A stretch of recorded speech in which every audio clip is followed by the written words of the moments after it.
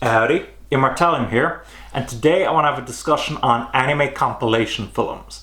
Now, I'm sure many of you watching this video are already familiar with the concept of anime compilation films, but for those of you who are unfamiliar with the concept, let me give you a quick explanation. So an anime compilation film typically takes a TV series, sometimes an OVA, and compresses it down either in part or in whole into a film, and this film gets released theatrically in the cinemas. And you still see quite a few anime series do this. For instance, we've seen the Attack on Titan series receive some of these compilation films. We've seen Puella Magi Magica Magica receive these compilation films as well.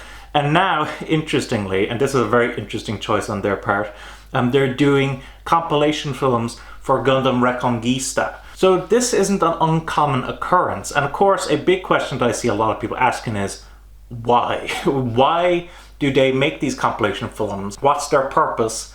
Etc, etc.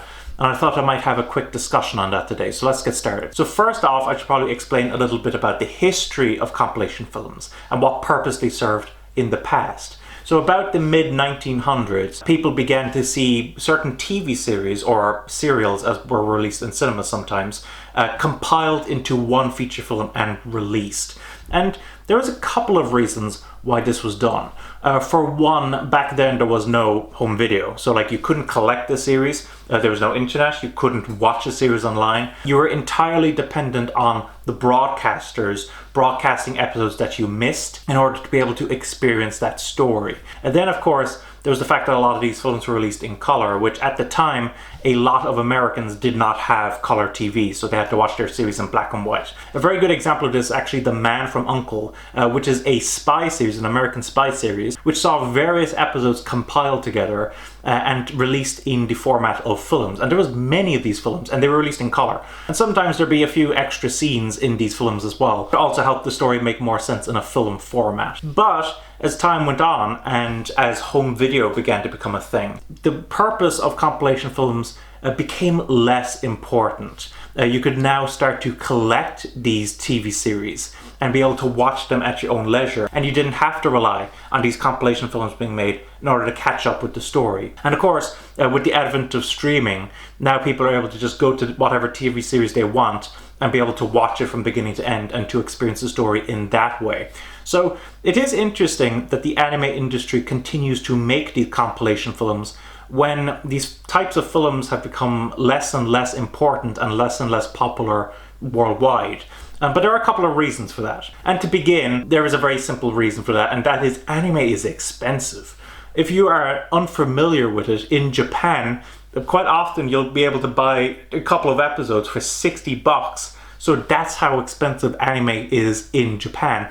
And a lot of people don't want to, spend $600 or whatever it is on a TV series. And so if they're interested in a TV series, they may end up going to watch a compilation film that's released in the cinema. They may even end up buying the compilation film because it's much cheaper to collect it that way rather than collect every individual episode of that series. Of course, another very important reason is the fact that it's very cheap. As you might imagine, taking a TV series and editing it into a movie format isn't a very expensive process. Typically, you only need a couple of the voice actors, you need a couple of editors. You are able to make the film for very cheap. And so, because of how cheap the investment is, even if the film doesn't actually do that well in the box office, you still quite often have quite a return on investment into production. And then of course, devoted otaku, fans of the TV series, will in all likelihood buy the Blu-ray or DVD of it anyway, just for those extra couple of scenes. So from a lot of these studios' perspective, it is actually a very sensible investment to make. And of course, something I want to bring up is the importance that compilation films have had in the past, and in particular, one particular trilogy. If you guys have spotted the thumbnail of this video, you already know which films I am referring to. That is the original Mobile Suit Gundam movie trilogy. For those of you unfamiliar with Mobile Suit Gundam, the original TV series was actually a failure. Can you imagine that? It failed on TV. The series did not do well in the ratings, the toy sales weren't as good as they were hoping for, and the series ended up actually getting cancelled. However, as time went on, reruns became very popular. The Gunpla, the model kits of these mobile suits, started to suddenly start selling very well. And in an effort to kind of really give the franchise a push, they decided to re-edit the entire TV series into 3 films. And these 3 films were actually very successful at the Japanese box office. I believe in total they made about $50 million, which, if you can imagine, in the 1980s was massive. And this really sparked a revival of the Gundam franchise and has made it become what it has become today. And so, as you might imagine, compilation films have been incredibly important in the history of Gundam. And that's why we still see Gundam release so many compilation films, whether it be the Rakengista films that I mentioned, whether it be the compilation films of Gundam Seed that I got in the Ultimate Edition recently, whether it be compilation films of OVAs like 0083, which had its own compilation film. So having said all that, what are my thoughts on these compilation films in general? And I can see the purpose for them, particularly when you look at the price of anime in Japan. You know, for the average moviegoer, for the average fan of a TV series, like for instance Gundam Seed, it is much cheaper to just go see the movie, maybe pick that film up on Blu-ray or DVD or whatever, and be able to experience the story in that way. So from that perspective, yes, I get it. And also it makes sense from a financial perspective of the movie studios as well.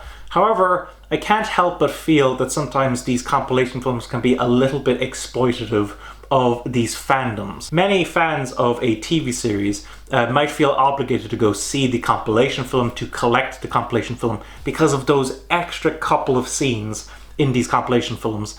And even though they do have the choice, I do feel like the studio is taking advantage of these fandoms. So admittedly, I do kind of get a bit of a bad vibe from these compilation films. And also it doesn't help the fact that quite often these films are just the same story. So for instance, whenever I get the compilation films from my box sets, you know, my Gundam box sets, I tend to not watch them unless I'm with someone else and it's like, okay, let's just slap this on because we don't have enough time to watch the entire TV series.